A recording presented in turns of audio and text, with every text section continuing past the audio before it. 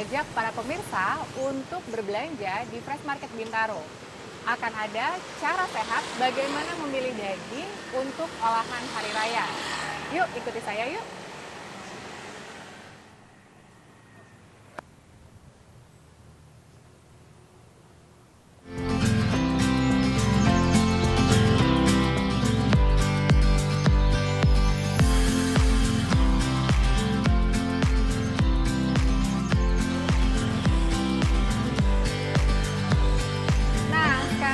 Sudah sampai di Fresh Market Bintaro. Kita akan cari pedagang daging yang kita bisa tanya-tanya dan kita bisa pilih-pilih daging mana yang segar yang bisa kita olah untuk hari raya. Yuk, ikutin yuk.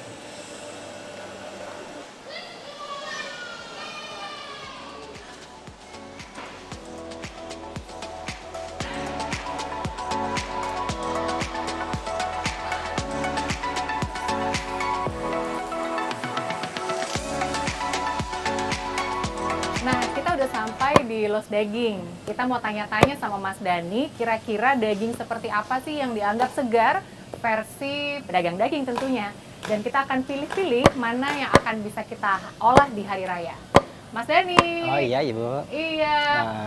Biasanya, saya mau nanya-nanya nih. Iya boleh. Biasanya kalau menurut Mas Dani nih, menurut pedagang, daging seperti apa sih yang dianggap segar? Kalau segar itu satu dia kelihatan merah. Merahnya merah cerah gitu ya? Merah cerah, dia bukan merah kusam. Bukan merah rusak. Iya. Terus? Cerah, satu dia nggak pucat. Nggak pucat. Yang kedua. Jadi warnanya merahnya merah segar ya, bukan pucat. Terus apa yang lagi? kedua itu dia nggak berbau. Itu yang bahaya. Kalau jelek, baunya kayak apa? Beda. Beda ya? Beda dari bukan ciri khas daging segar itu.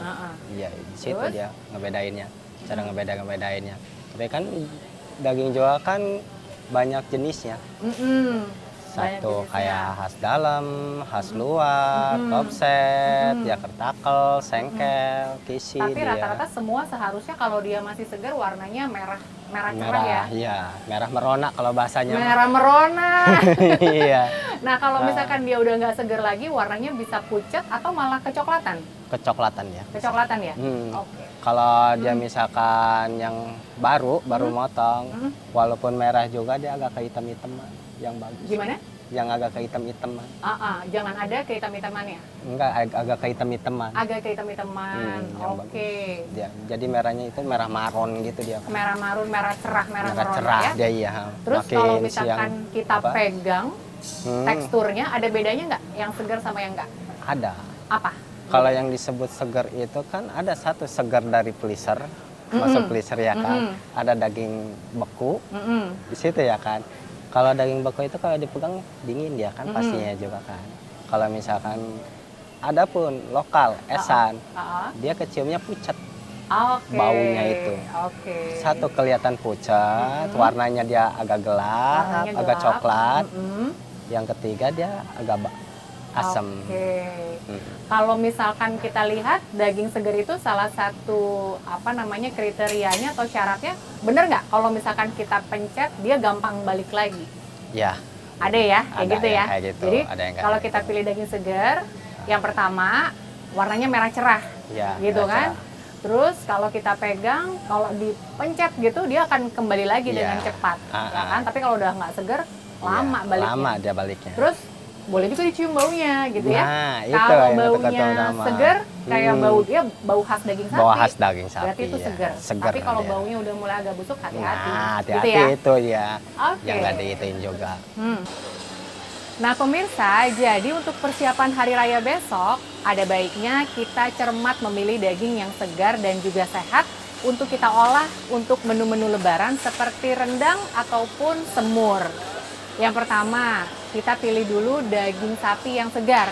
Cirinya adalah ketika kita lihat warnanya merah cerah atau merah merona, ya. Hindari daging yang warnanya pucat atau bahkan sudah kecoklatan. Kemudian kita juga bisa cium aromanya, ya. Daging yang segar aromanya akan ya seperti daging pada umumnya, tetapi kalau dagingnya sudah jelek biasanya aromanya akan seperti berbau busuk. Selanjutnya adalah kita juga bisa pegang teksturnya, ya. Kalau kita tekan, daging yang segar akan kembali. Oke. ketiga. Lanjut, ya bro. Dan yang ketiga, kita juga bisa mengamati teksturnya. Kalau kita pencet dagingnya, maka dia akan segera kembali lagi kalau daging itu memang segar. Tapi daging yang segar, ketika dipencet, kembalinya akan lebih lama.